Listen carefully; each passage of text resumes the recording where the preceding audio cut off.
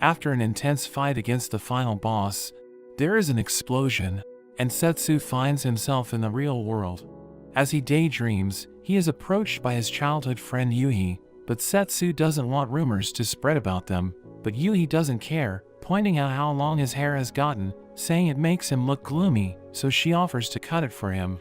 Setsu appreciates her and agrees to let her cut his hair. Setsu wonders how things are going in the other world, but the sky suddenly turns dark and a magic circle appears under them. Yuhi is shocked, but Setsu senses a familiar feeling. There is a blinding light, and the students are all transported to another world. The students wonder what is going on, and Setsu realizes he has returned to the other world. They suddenly hear a noise, and there are demon knights that approach. But Setsu can sense they are being controlled by a cursed energy. As the demons get closer, they start charging at them, and the students run away. They seem to target Setsu, but Yuhi jumps on him to protect him. The demon is about to hit them, but with just a flick of his finger, he sends the demon flying. Yuhi is confused about what happened, but Setsu starts leading her away. They see an army of soldiers that come charging past them, and the soldiers engage against the demons. The men struggle, but there is a squadron of mages that unleashes fire on the demons, and they manage to take some of them out. As the battle continues, the students watch on, and Setsu finds it strange, because the war against demons should have already ended. A girl named Elka arrives, telling them it's dangerous, and they should get to safety. It seems Setsu recognizes her, and Elka is joined by the royal knight Glain, and he commands his men to charge against the demons. Glain cuts one down, and Elka uses her ice magic to rain spikes down on them. Yuhi is impressed at their strength, and Setsu leads her to safety. The students make it to the city, and they meet the king, who calls them heroes. The king explains that they are being invaded by demons, similar to the war they had 5 years ago, but they were saved by a hero from another world, and the princess thinks that this is destiny once again, bringing them heroes to save them. The princess asks for their help, but the students are concerned, since they don't know how to fight, but they have no other options, and agree to help. The princess thanks them, and the students head to their rooms, but Setsu promises he will keep Yuhi safe. The next day, the students begin their training with Glain, and Elka teaches them how to use magic, which requires having a strong mental image of the magic you want to use. The girls practice, and it seems Yuhi has some talent for it. Setsu is impressed seeing this, but as he walks around, he is confronted by Elka, who thinks he is slacking off on his training. Setsu doesn't care what she thinks, but his attitude reminds her of the hero from 5 years ago, saying he was selfish and egotistical. She warns him the world is dangerous, telling him to return to his training, but Setsu refuses, telling her to make him, so she decides to teach him a lesson. She charges at him, but in an instant, Setsu dodges and slaps her from behind. Elka is stunned. She instantly recognizes his technique, acknowledging him as the hero, calling him master, and she is glad to see him again. He wonders how long she plans to bow for, and she remembers she is his chair. He ends up sitting on her, but he finds her weird, commenting that she has become more of a masochist since they last met. She wonders why he looks different, but he explains he is in a different body. Glain stumbles upon them and wonders what they are doing, and Elka explains that Setsu is back. Glain is surprised, but looking at Elka's position, he knows it must be the truth. They quickly go to find their companion Thea, but she can already tell that Setsu is back, recognizing his magic power. Glain apologizes for being bad at sensing magic, and Elka pretends she knew it was him all along. Setsu is glad to be reunited with his old companions, and they are glad he is back. Setsu thinks he is lucky, since they could have been killed while he was away, so he wonders about the situation with the demons, and they also are curious about where he went. Setsu's friends tell him that after the final battle, he just seemed to have disappeared. Setsu isn't too sure himself, remembering his final battle against Toma.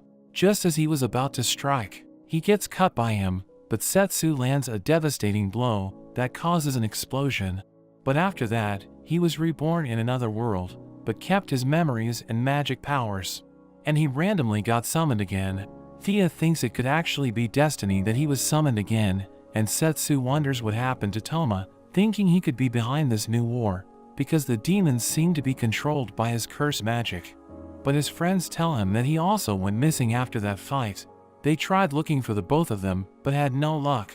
There is suddenly a guard that calls Glain to see the king, so he heads off, and Elka tells him that would have been his job, but Setsu says he would have traveled the world.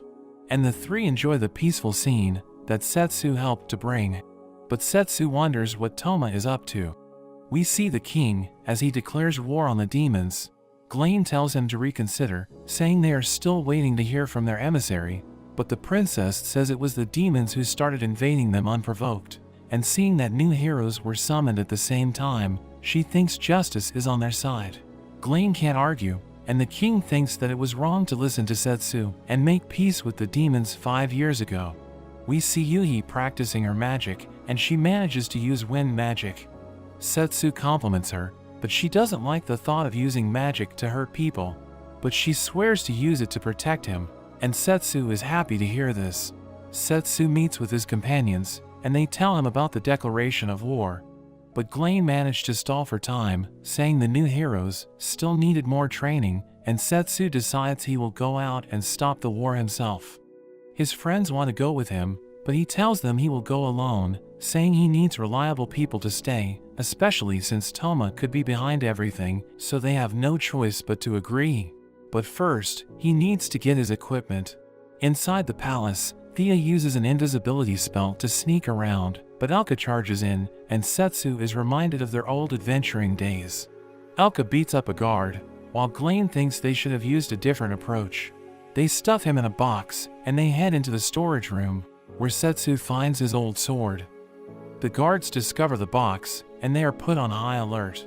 Elka apologizes, and Glain says he will buy some time, and Thea tells Elka to go with Setsu since she has no help. Setsu drags her away, and they manage to make it to the edge of the city. Elka sees him off, but Yuhi suddenly appears, wondering where he is going. Setsu reveals to her that this is the second time he was summoned to the world, so he is going to go to stop the war. Yuhi wants to go with him, but he says it's too dangerous for her. Yuhi insists, but Setsu says he is doing it so she can be safe. Yuhi tells him to close his eyes, and she uses her magic to cut his hair. He is impressed she used both wind and fire magic, and Yuhi swears she will become strong so she can protect him. He flicks her forehead, and she wonders what he is doing, but he tells her that, if she can dodge it the next time they meet, then she will have passed his test. But Setsu says farewell, and he heads off. In a flashback, we see an old man arguing with his customer. He sells high-end jewelry, which has the highest quality in the whole kingdom, but he refuses to sell his pieces to a youngster who can't appreciate their value, saying he has his pride as a craftsman. The customer asks for the price of a particular brooch, but the old man says it's not about money, but a matter of his pride. His granddaughter Ruri appears, asking about the commotion, and the man says their time is being wasted. It turns out to be Setsu from the past, and he offers a sack full of gold, causing the man to instantly change his mind. After Setsu leaves, Ruri asks her grandpa about his pride as a craftsman, but he teaches her, although pride is important, everything has a price. He ends up passing away, and after the funeral, Ruri takes over to complete her grandpa's last job. She makes her way on a carriage at night, but the horse suddenly comes to a stop. A giant boar lunges at her, and she is knocked to the ground. She was on her way to deliver the brooch, and is relieved to see it wasn't damaged. She puts it back into her bag, but finds that the boar is still there. She tries to negotiate with it, offering it food, and even gold, but it's no use. However, she gets saved by Setsu, who happened to be passing by. He asks if she is okay, and she instantly offers to pay him. Setsu says it's not necessary, just happy to have helped her, but Ruri was taught by her grandpa that nothing in life is free. But Setsu tells her, not everything is about money, and Ruri seems to be reminded of the hero from the past. Setsu wonders why she is transporting goods without a guard, but Ruri says she was in a rush and couldn't find one in time. Setsu reminds her that money is no good if she dies, and wishes her luck. Ruri asks him to be her guard, but Setsu says he is busy with his own mission. She begs him to take her as far as he can, because she needs to deliver her package, and Setsu ends up agreeing to accompany her to the nearby port. They take her horse, but Ruri is sad she had to leave her other goods behind. Thinking of all the money she is losing, Setsu asks about her package, but she refuses to show him, even if he is her guard, saying it's too valuable. They make it to the port town, and Setsu is surprised to see how much it has grown. Ruri explains that after the war ended 5 years ago, trade started to boom and the town grew. She says that she hired a ship to take her the rest of the way, but when she gets to the dock, she finds her ship's trip has been cancelled, and that all the ships going to the demonic continent have been put on hold for the foreseeable future because of the war. Ruri is determined not to give up, so she asks around all the other ships, but everyone thinks she is crazy, wanting to go to the demonic continent during a war. Setsu watches her, and decides he should help her out. But she is suddenly approached by some knights, who claim to be conducting port inspections. They ask for her ID, and Ruri shows them her documents, but the knights look down on her, since she is a merchant, because they think she only cares about making money. They demand to see what's in her bag, but she refuses to show them, and they find her suspicious. They try to confiscate it, but Setsu steps in, introducing himself as her guard. He asks if they have the permits to conduct a search, but they tell him to mind his own business if he knows what's good for him.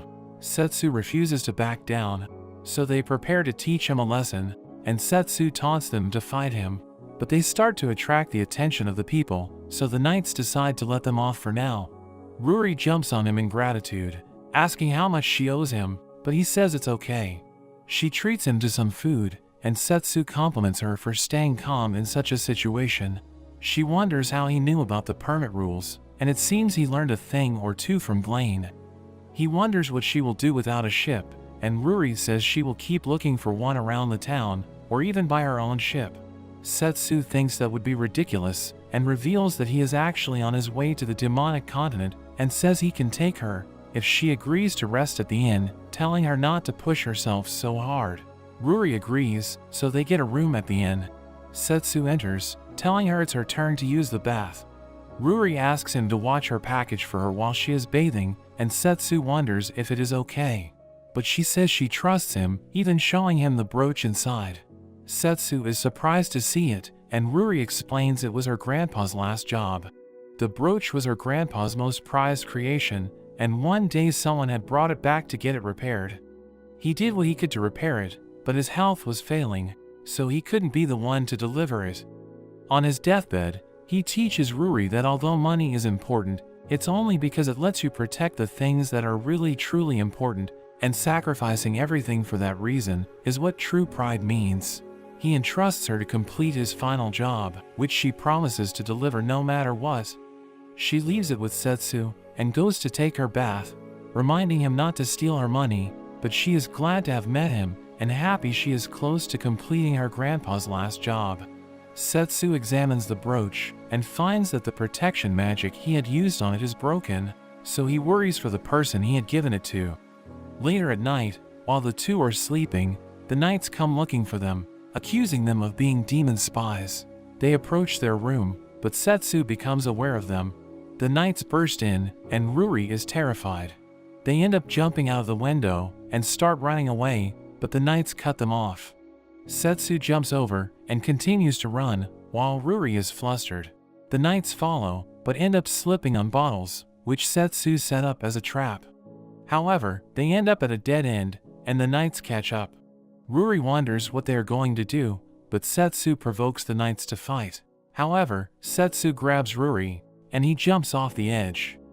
Ruri thinks she is going to die, but something emerges from the water, and they land on an enormous sea serpent, which Setsu calls Leviah. The knights are shocked seeing this, and Setsu tells Leviah to head for the demonic continent. As it leaves, the knights wonder how they can even report this, but the captain says it was all just a dream, so there is nothing to report. As they travel, Ruri realizes that Leviah is just short for Leviathan, the god of the ocean, and she wonders who Setsu could possibly be. There's a bright light, and they arrive at the demonic continent. Leviah gets into a fight with a giant squid, while Setsu just cheers them on as he enjoys the show, and Leviah gets sprayed by the squid's ink.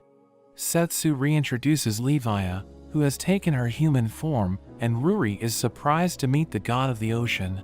Levi gets mad at Setsu for not helping her with the squid, but he says that he thought she had things under control, and it's not every day he gets to witness such a fight.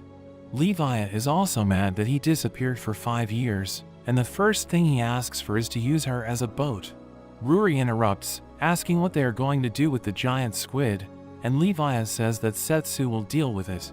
So he ends up making squid rings, which Ruri is hesitant about, but quickly finds delicious after she tastes it. Levi also enjoys it, although she says that she prefers it raw. Now that they made it to the demonic continent, Levi points out the nearby fishing village and reveals that the demon lord's castle is on the other side of the mountain. Setsu mentions that he will take Ruri to the castle because he also has business with the person she is delivering her package to. Levi finds it strange that a human is making a delivery to Desus, and Ruri wonders how she knows the recipient of her package. So Levi reveals she is actually making a delivery to Desustal, the demon lord, causing Ruri to start freaking out. Levi tells them that they have to make their way on foot the rest of the way, so her job is done, but Setsu wonders if she would join him. Levi claims that she kept her promise to maintain the peace on the seas, and is mad that after 5 years, he just uses her as a boat, and is even with another woman. Some demon children appear, telling him he doesn't understand a girl's feelings, and he should apologize as a man, but he gives them all some squid rings, and they run around in joy, wanting to share with their parents, and Levi says there is plenty to go around. So they take the squid back to the village. However, things aren't looking good in the village. Trade has stopped because of the war, and they are worried about starving, because the giant squid is stopping them from fishing. But Setsu arrives with the squid, surprising them all, and the village throws a party. Levi is praised as a god, being served their finest wine and their best sushi, but she says she likes it better when it's raw, but the man thinks it was already as raw as possible. Ruri serves the squid rings, while Setsu works on cooking them. Levi tells him he is going too slow, so he uses his great sword and perfectly slices up the squid into rings, impressing the villagers with his skill. Meanwhile, we meet a demon named Vlad, who sees the fire down in the village, so he worries that they are being invaded by the humans, so he rushes toward the village. The party dies down, and it seems that Ruri has gotten a little drunk. She wonders how Levi met Setsu and the demon lord. So Levi tells her that 5 years ago, Setsu tried to cross her ocean without permission, so they fought, and he ended up dragging her around to help him stop the war. But in reality, the war caused her to go on a rampage, and Setsu beat her with a single punch. Levi wonders how she didn't know, because Setsu should be the great hero in the human kingdom, and Ruri suddenly realizes his true identity, which explains how he is so strong, and how he knows Desus the demon lord. She asks if Levi is angry at Setsu, but she is actually just glad that he is back. Ruri wonders if she loves him, but Levi says it would be impossible for her to be in love with a human, although she admits to waiting for him to return. There is suddenly an explosion as Vlad bursts into the village, but he soon realizes they are just having a party, and some children offer him some of the squid rings. Setsu sells all his squid rings, while Levi and Ruri sit by the ocean. Levi uses her magic to catch some fish, finding it best when it's fresh. Vlad apologizes for his behavior, and Setsu joins them. Vlad is able to recognize him, even in his new body. Setsu wonders what the demon lord's most trusted officer is doing out of the castle, and Vlad reveals he was looking for Levi. He is glad to find Setsu as well, and he begs them to save the demon lord. He reveals that Desus is being asked to marry a man named Terran Sneeder, which Levi thinks should be a happy occasion, but it's really a subjugation through a curse. Setsu thinks that Desus should be able to resist most curses, but Vlad mentions an exceptionally powerful cursed necklace. Vlad talks about the war, where they were suddenly invaded by humans a month ago, but Setsu finds this strange. Vlad mentions that they were attacked by soldiers in massive armor, and even left behind the flag of the human kingdom.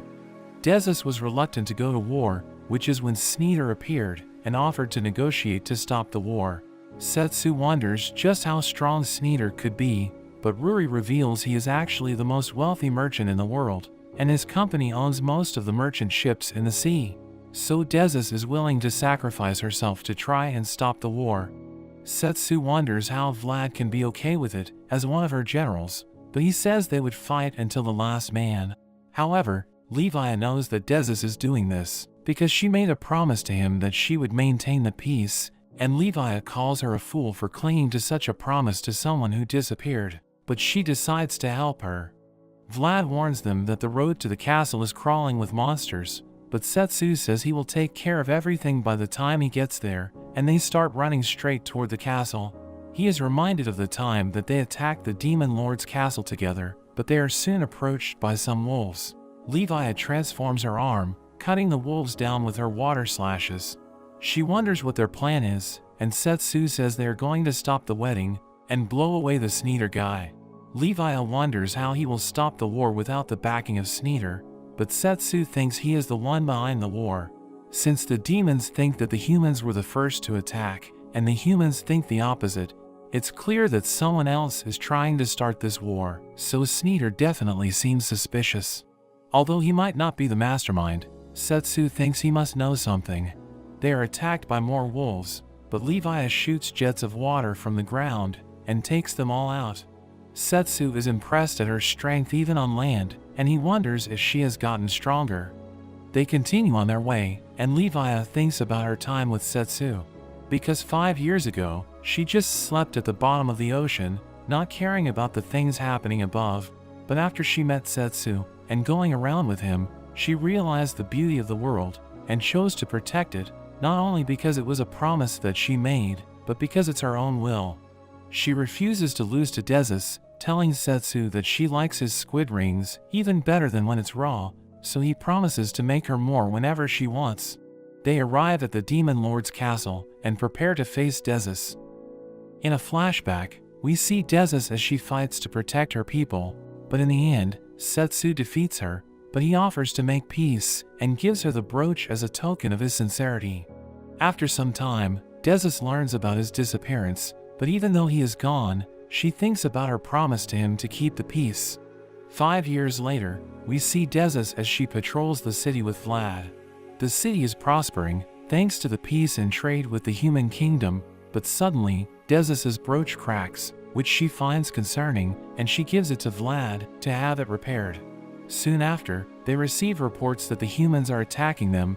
Desus doesn't want to jump to conclusions, but she gathers her generals, telling them to prepare their army, and sending 2 of them to find out what's going on in the human kingdom.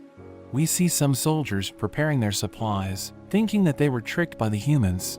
They worry about war, because their people have become reliant on trade, but they have faith that Desus will be able to take care of things. After a month, things are getting worse, and they haven't heard anything from the human kingdom. Desus thinks that her people won't be able to last if the war continues, but it's at this moment Vlad tells her that Terrence Sneeder has come to meet her. The demon generals are outraged, as Sneeder offers to use his power and influence to end the war, but in exchange, Desus must agree to marry him, but in reality, she would become his slave, thanks to his necklace with the curse of servitude. Vlad tells her not to consider the deal, but she stops him, saying she'll think about it. Sneeder takes his leave, but wonders how much longer they can hold out for. As Desus considers the offer, she thinks back to her promise with Setsu, thinking this may be the only way to keep it. Vlad enters, telling her not to accept such a ridiculous offer, and telling her that all her men are ready to fight for her to the death, but it's for this very reason that she must accept the deal. She wonders if she is a fool, but Vlad refuses to give up, and leaves to find another way. We see Sneeder as he meets with a shady figure. Everything is going according to their plans, and they will soon have control over the demonic continent. We find out that they were the ones who sent the armored soldiers to start the war, but Sneeder suggests it's time to pull them back, not wanting to escalate things further, but the man refuses. Sneeder thinks that they have achieved their goal of obtaining the demonic kingdom, but the man says that this is the will of his master. On the day of the wedding, the demons aren't happy, but the ceremony begins, and Desus walks down the aisle. The priest tells them to exchange their vows, so Sneeder gives a speech about how he will become a demon lord as their new master, but swears to help end the war. Desus thinks about Setsu, but she accepts her fate, only wishing that she could see him one last time. Sneeder goes to put the necklace on her, but there is suddenly an explosion as Setsu makes his appearance, saying that he is there to rescue her. As Ruri and Vlad make their way to the castle, they see the explosion from the distance, and Vlad is glad they made it in time. Sneeder wonders what he is up to, calling for his guards to protect him, but Levi gets in the way, taking out the guards with her water blasts. Desus is glad to see her, but Levi tells her that she looks better in black. Sneeder's associate appears and attacks using shadow magic. Levi tries to dodge it, but she gets caught and her movements are frozen. The man prepares to finish her off with his shadow magic, but as he attacks, his magic is suddenly shattered, as Setsu appears behind him and blows him away. Setsu prepares to make him pay for making Desus cry, but the man recognizes Setsu, saying that his master will be most interested to hear about his return. He attacks once more, but Setsu catches the shadow and cuts right through it. The man jumps away, launching another attack, but Setsu just shrugs it off, jumping up behind him and kicking him down. Setsu wonders if that's all he's got, but the man decides to prioritize his report to his master. So he destroys the wall, making a smoke screen, and he makes his escape. Setsu tries to look for the man, but Desus rushes over, overjoyed to see him again. Setsu is glad she is okay, but Levi breaks up the reunion, pointing over to Sneeder's men. The bodies disappear, and they learn that the men were made out of cursed energy. As Setsu examines the necklace, he thinks that Toma must really be the one pulling the strings. Desus wonders what they should do next, and Setsu thinks that if they are really up against Toma, then he will need to visit the Beast King Regulus to gain the support of the Beastman. Levi wonders if they are leaving right away, exhausted from fighting all night. Ruri and Vlad arrive, as Vlad worries about all the damage in the castle. Ruri gives the brooch to Setsu, saying that he should be the one to give it back to her, so he helps her put it on, saying that black is more her color. The guards start cleaning up the castle, and Sneeder is arrested. Desus says farewell, wanting to go with Setsu, but she can't just leave because she is the leader of her people. But Setsu tells her that once he stops the war, he will take her wherever she wants to go. Ruri decides to stay behind, saying that Desus is letting her open a shop as thanks for her help. Setsu bids them farewell as he and Levi head off for their next adventure. In the country of the Beast Men, we meet a young girl named Shiro, who walks through the market where the shop owners all give her a bunch of free food. She is hesitant about accepting it all, but the shop owners thank her for her service, and we learn that she is a monster hunter. Shiro takes all the food back to her home, and we meet her younger sister Mineko, who suffers from an illness. Mineko's condition gets worse, and Shiro quickly gets her medicine for her. The medicine is able to help her, but we see it's her last bottle, and that she has been sick for some time, but Shiro promises to find a way to heal her. Meanwhile, Setsu and Levi arrive in the country. Levi is mad because she has been swimming for 3 days straight, so they decide to take the boat instead, which leaves the next day. At the nearby inn, Shiro buys another bottle of medicine from a woman named Kuro, thanking Kuro for obtaining such expensive medicine for her. But Kuro roots for her, seeing how much she cares for her sister.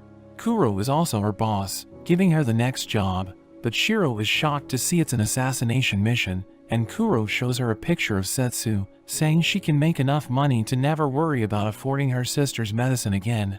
Shiro hesitates, but at that moment, Setsu and Levi enter the inn, looking for a room to spend the night.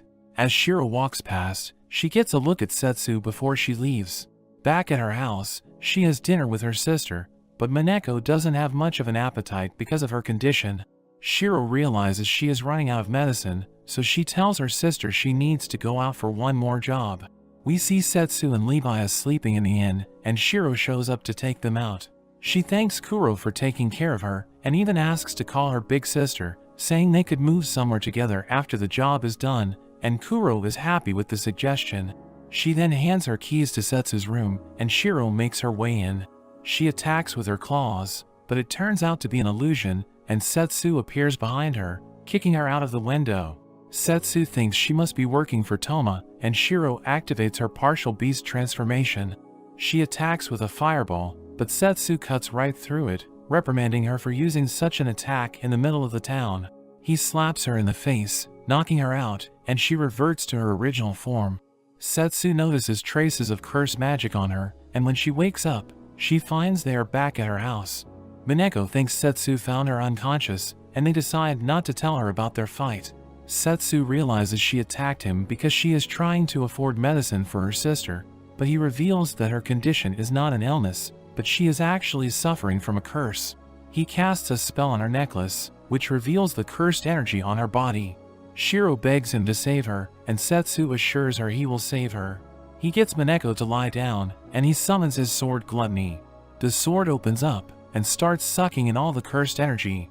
They are suddenly attacked by Kuro, but Shiro jumps in the way to protect Setsu, who can't move since he's in the middle of saving Mineko, so Levi blows Kuro out of the house with her water.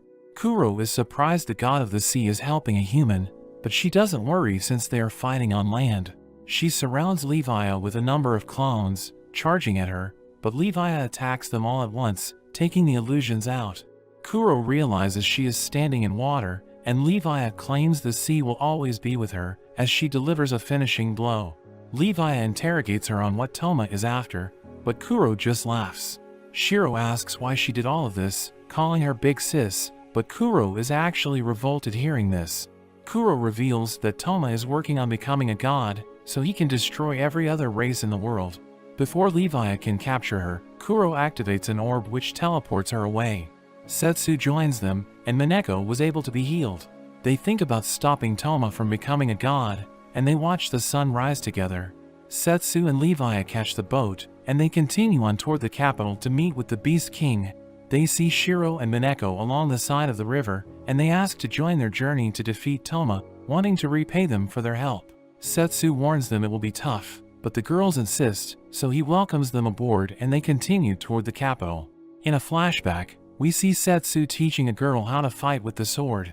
We learn that the girl is the Beastman's princess named Roa, and she doesn't want to accept Setsu as her master, but Setsu is okay with this, knowing that dueling is the Beastman's way of life.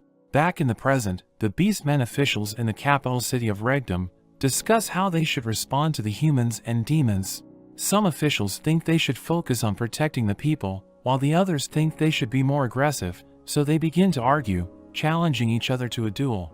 At that moment, Roa senses a presence, and she rushes outside, as Setsu arrives at the entrance to Regdom, trying to convince the guards that he is there on important business, but the guards don't believe him, because they don't trust humans, telling them to leave. At that moment, Roa falls from the sky, crashing into the guards, and knocking them out. Roa hugs Setsu, saying she missed him, but she suddenly pulls out her claws to test him, as Setsu restrains her. Roa has now acknowledged Setsu as her future master, and they make their way to King Regulus, who is happy to see Setsu. However, Setsu throws him to the ground, and Regulus tells him that he is still strong, calling him a hero. Regulus wants to have a duel with Setsu, but Setsu declines, saying he has an urgent business to discuss. He tells Regulus that Toma is alive, and that he is behind the war between the humans and demons. Roa wants to join Setsu in his quest, but a beastman speaks up, saying they can't spare any manpower for other nations. He introduces himself as Roga, the army commander and fiancé of Roa. Roga points out that Setsu has been missing for 5 years, so they can't be sure if he is still on their side. But Roa calls him an idiot, saying Setsu can be trusted. Regulus says they both have a point, and as beastmen, they should settle the issue with a duel. Roga challenges Setsu to a duel, and the king adds that the winner will marry Roa. Roga tells Setsu that he will wait for him at the arena tomorrow, so he should prepare for his demise. That evening, Roa goes to Roga, telling him he doesn't stand a chance against Setsu, because he's on another level. Roga already knows this, but he thinks he has a chance, showing her a magic rune he got from a mage, which converts willpower into strength. The next day, we see everyone in the arena, looking forward to the duel between the two warriors. Roa wishes Setsu luck, and this makes Roga jealous, as the magic rune starts shining. Regulus begins the duel, so Roga charges with his claws, but Setsu dodges the attack, and appears behind him. Roga attacks again, but Setsu jumps back, and he launches his attack at Setsu, who easily deflects it with one hand. Setsu provokes Roga, telling him to use his full power, so he transforms into a giant beast, which makes him several times stronger. Roa warns Setsu not to let his guard down, but Setsu grabs Roga by his tail and tosses him to the ground, destroying a part of the arena. Roa publicly declares her love for Setsu, as he asks Regulus to end the match, but Roga gets back up, and he becomes angry as the magic rune shines brightly. He remembers how he used to watch Setsu train Roa, which made him jealous, and this makes him determined to win, unleashing a powerful aura as he gets a power-up. Levi recognizes it as Toma's curse, as Roga fires a beam from his mouth, pushing Setsu back. Levi gives Setsu his sword, while Roga's body starts bleeding because of the curse. He dashes towards Setsu, striking with his arm, which Setsu slices off, but it immediately regenerates, and he uses the arm to attack Setsu, who manages to evade the attack. Roa tries to interfere, but Setsu tells her not to be careless, because the curse could transfer to her. He knows that the curse is controlling Roga, so Setsu wants to save him. He summons Gluttony to devour the curse, but the area becomes covered in fog, as Roga's head vanishes, revealing an image of Toma. Toma says he had to get rid of Roga, because he didn't want Setsu to waste his magic power on him. Roa asks Toma if he tricked Roga, but Toma tells her not to interrupt his conversation with Setsu, pointing his finger at her. Setsu tells him to stop, and this makes Toma laugh because he always protects someone other than him. Toma wants to make Setsu happy by killing everyone, wanting to live like a god with him after the world has been cleaned up. Setsu warns Toma that he will cut him down if he hurts innocent people, as Toma informs him that the invasion of the demon continent has begun, so he questions Setsu's ability to protect everyone as he disappears. After that, Regulus apologizes for approving the duel, but Setsu tells him it's not his fault, saying they should go to the demonic continent to stop Toma. Regulus arranges a ship for Setsu, saying his army will follow him as soon as possible, and Roa joins Setsu in his trip. 10 years earlier, we see Setsu was actually summoned with Toma. The people around them call the summoning a success, and they are welcomed as heroes in their world, but Setsu speaks up, saying he never agreed to be a hero. He starts training with a sword, telling Toma they need to get stronger, because they are now in a world with monsters and demons, but Toma is afraid to go to war. Setsu says they should at least do something, and he suggests working together to survive, since they are in the same boat. Setsu wants Toma to help him stop the war, but Toma thinks there's nothing they can do to stop it, seeing himself as weak. Setsu reminds Toma that they are the chosen heroes, and they still don't know what's possible, as he promises to protect Toma since they are from the same world.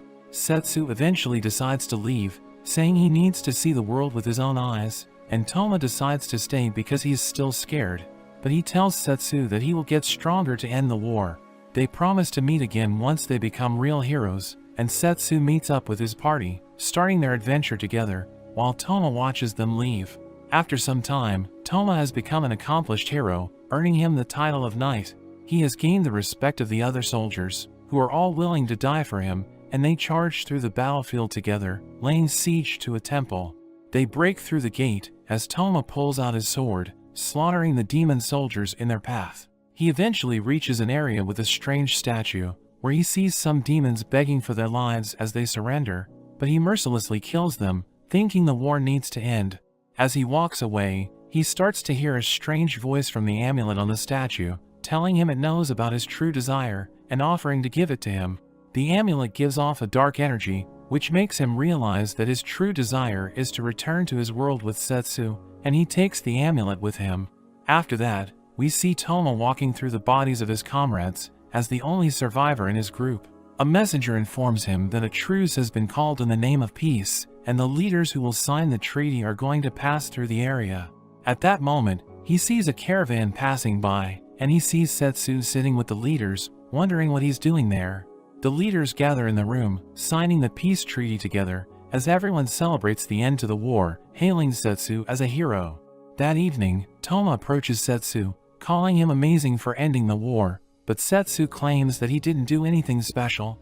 Setsu's friends call out to him, and he is about to leave, but Toma tells him about his wish to return to the original world with Setsu, saying he found a way to go back. However, Setsu doesn't want to return, wanting to enjoy life without war in that world. Toma feels devastated, as Setsu continues to walk away, wishing Toma luck in his return to the original world. Toma starts crying, remembering the promises they made to each other, and the amulet starts giving off an ominous aura as he tells Setsu that he will kill everyone to make him go back to the way he was. He attacks Setsu, who defends himself with his sword, while Toma continues to attack him while laughing like a maniac. Their weapons clash, and they are both pushed back, but Setsu leaps toward Toma, who slashes Setsu's torso, but Setsu endures the blow and hits Toma's shoulders, resulting in an explosion that makes them disappear. Toma is sent back to the temple, telling the amulet that none of his wishes came true, and he drops it to the ground, thinking he is about to meet his end, but the amulet glows brightly, as he gets a vision of scientists performing some brutal experiments on humans, who are all suffering in that world, making Toma realize that there are still people like him. Toma decides to save them, causing an earthquake that makes the building collapse. He rescues 4 test subjects, and they all join him in his quest to destroy the world. Back in the present, he tells his companions that they will all become gods as the world reaches its end. The human fleet sails to the demon continent with Setsu's classmates, and the navigator tells the general that they are about to approach the landing area. The general gives an impassioned speech, getting the soldiers fired up for the battle. Thea senses a trace of Toma's magic power in the continent, and they conclude that the real enemy is not the demonic nation, but Toma. However, Glane notices that the soldiers are all riled up, so they probably won't listen to them if they told them about the situation. They start looking for Setsu, as Yuhi says he's probably doing his best to stop the war. Knowing they are headed for a pointless war, they make it their mission to prevent casualties until Setsu arrives. The human soldiers land on the beachhead, charging at the demons while they are being attacked by the demons' magic. Glane comes up with a plan to circle around the enemy, as the human mages fire at the enemy's fortifications, allowing the human soldiers to break through and clash with the demons. Elka leads the students, flanking the enemies as they are focused on the soldiers at the front. Together, they take out some demons, but one of their classmates starts to panic, and she is about to get killed. Yuhi uses a fire spell to save her, and the demons retreat as the humans gain the advantage. The students surround a defenseless demon, as one of them prepares to strike the finishing blow, but Yuhi stops him, saying the demon can no longer fight. They suddenly hear a voice from the sky, telling them they need to end lives, as it causes demon knights to descend upon the retreating demons. Elise appears from the ground, and she immediately attacks the human soldiers, killing them one by one. The demon soldiers think that the tides have turned in their favor, but the demon knights suddenly attack them, blowing them away. Elka freezes the demon knights, while Glane slices them in half. They notice that there are people inside the demon knights, as Mela reveals herself, making them realize that Elise has been hypnotized. Mela states that she turned Elise into a doll, asking them if they also want to become her puppets. Elka charges at her, but Elise blocks her attack, pushing her back. Mela spills her blood on the ground, and they realize that her blood has magic power as she introduces herself as a monster master. Her blood rises from the ground, taking the form of 4 different monsters, and they immediately attack the group. The snake monster approaches Elka as she fights Elise, so she jumps back, summoning icicles to pierce the snake's head, while Glane uses his sword skill to defeat the gorilla monster. The demon knights try to attack Glane, but he blocks the attack, as Thea uses a powerful spell to kill the demon knights and the dragon monster. Yuhi defeats the last monster, leaving them with Elise and Mela. Mela becomes upset, ordering Elise to kill them as Glane clashes swords with her, defeating her in one hit.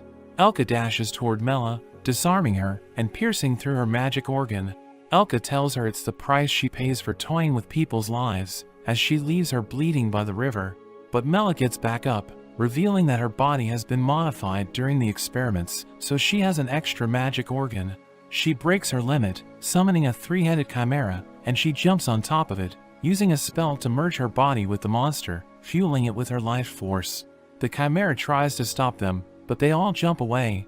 The chimera's heads start glowing, and magic beams come out of its mouths, while Thea and Yuhi combine their powers to create a barrier, blocking the attack. The chimera prepares to fire another magic beam, but Thea and Yuhi are now exhausted.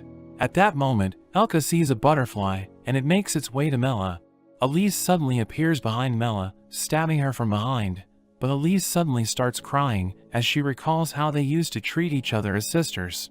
Mela and the chimera turn into stone, and they heal Elise, allowing her to survive. However, they suddenly hear a deep voice as a dark hand appears from the ground, blowing away the soldiers. A man shows himself to the group, and they all see him as a threat, but everyone is already exhausted at this point.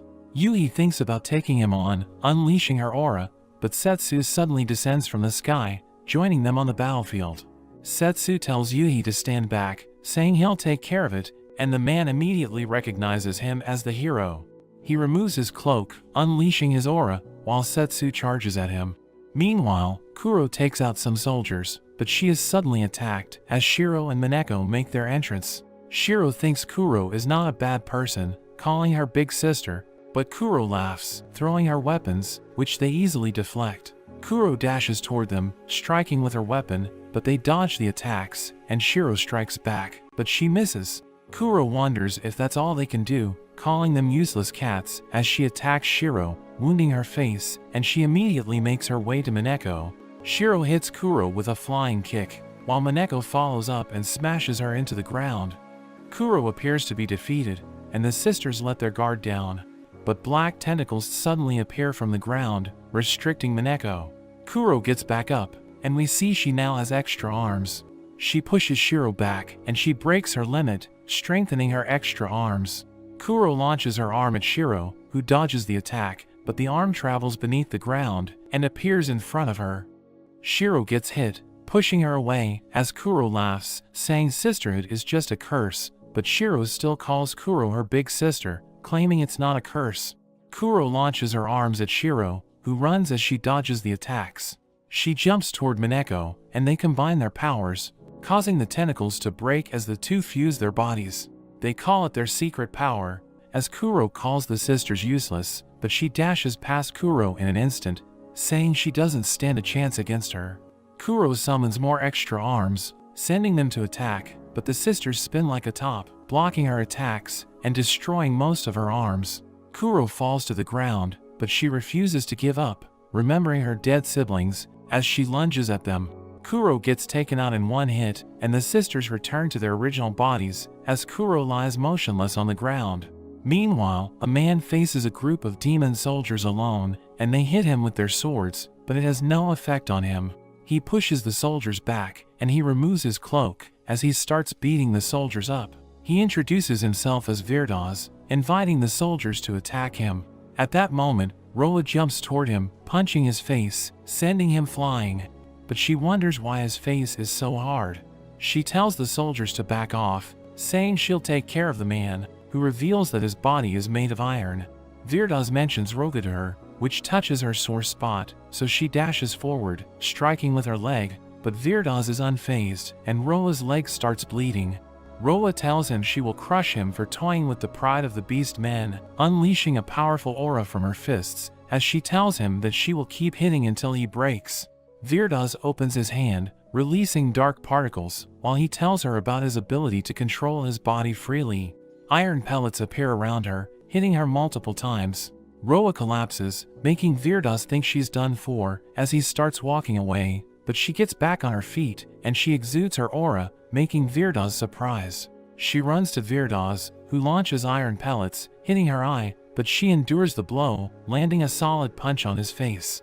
Virdas remembers how the Beast King's bloodline has the ability to burn their life force as a last resort to take their enemies down, so he hardens his body, wanting to crush her pride. Roa strikes him with her fists, and his armor starts to break.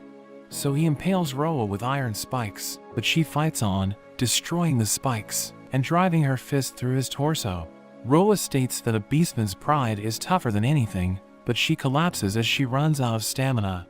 Virdas calls her a fool, but he wants her foolish pride to live on, so he heals her, allowing her to regain consciousness as he falls to the ground. Roa is surprised that someone like him is working for Toma, and he reveals he is only working for him because he found Toma cute. Meanwhile, Setsu exchanges blows with his opponent, who uses his shadow ability to immobilize him. The man is about to finish him off, but Setsu blocks the attack. Setsu pushes him back, claiming he doesn't stand a chance against him, but the man laughs, saying he will wager his life in the battle. He breaks his limit, covering himself in shadow armor, and they continue their fight. Setsu jumps toward him, hitting his shoulders, but it does no damage to him as he reveals that his shadow armor absorbs all energy. He punches Setsu away, but he gets back up, exuding his energy as he uses a sword skill, destroying all of his enemy's equipment. The man refuses to give up, charging with his broken sword, as Setsu calls him an idiot, dealing the finishing blow. Toma realizes that all of his companions have been defeated, but he knows that they are headed for the finale, wanting to close the curtain on this world. Levi rushes to check on Desus, who notes that Toma's companions have all been defeated, so they should have the upper hand in the battle. But Toma suddenly arrives, saying that things will end the same way no matter what. We see there is a struggle, but both the girls are defeated. Setsu rushes to find his friends, and Toma gets jealous he came for them. Setsu thinks there is no point trying to talk to him, but Toma claims when he ends the world, they'll be the only ones left, and they'll have plenty of time to talk. Setsu charges at him, and the two clash their blades. Toma gets pushed back, but he transforms his sword and throws it at Setsu, but Setsu bats it away, and it destroys the roof, even causing a crack in the sky. Levi can't believe how strong they are, but Setsu asks Toma if he has finished warming up. Toma attacks with his aura, and Setsu defends himself, but Toma gets behind him, slashing at him with his sword. Toma wonders if he has lost his touch, but Setsu tells him not to get cocky. Setsu manages to disarm him, but he drops his sword, which surprises Toma, and he starts beating Toma with his fists instead. Toma manages to push him back, saying he let his guard down, but he decides they should step things up, as he changes the form of his sword into a cannon. He fires the cannon, and it ends up creating a hole in the mountain. Setsu is shocked at its power, thinking he needs to stop Toma before he fires it again. He rushes at Toma, landing a kick on him, but the two start fighting in the sky. Toma can't land a hit, so he transforms his cannon into a Gatling gun. He opens fire on Setsu, but Setsu summons Gluttony, and he devours the attack. Setsu gains power from absorbing the attack, and he releases the energy back at Toma. Setsu's other friends arrive, and he is glad they are all safe, but Toma thinks about how Setsu was always with other people, and how he was always left alone. He unleashes a tremendous amount of power, and Setsu realizes there is something strange about his power. Toma sacrifices his own life force to break his limits, transforming his weapon to yet another form. Toma starts blasting everything with his weapon, and Setsu can only dodge. Toma decides to target his friends, firing his cannons at them, and Setsu tries to absorb the attack with his sword. But it's not enough, and the energy gets through, but his friends manage to survive by forming a shield together. Setsu fights back, attacking with rapid slashes, and it's enough to destroy Toma's weapon. He charges at Toma, delivering a finishing blow, but as Toma falls, he thinks about his time with Setsu, and he refuses to lose. He gets back up once again, transforming his weapon into a giant cannon, and he fires it at Setsu. Setsu tries to shield himself, but it's not enough, and he gets blown away. He smashes into the ground, and Toma thinks he was finally able to beat Setsu. He starts laughing like a maniac, but Setsu claims he will never win, as he traps Toma with dimensional magic. Toma can't control his weapon, and Setsu activates his final skill, raising the ground around Toma. Toma panics, not wanting to die, and he reminds Setsu how he promised he would protect him. He says that all he ever wanted was to stay by his side, but he ends up being sealed in darkness. However, we see his necklace is broken, and he regains consciousness. He wonders why he is still alive, and Setsu says he was just trying to get through to him, using his sword to only eat the curse that was controlling him, because he remembered his promise to protect him. Toma thinks he has done too many unforgivable things, but Setsu says he now has time to atone for everything. We see Toma locked up, and he wonders what his punishment will be. Setsu tells him he will use all of his magic power to send all of his classmates back to their own world.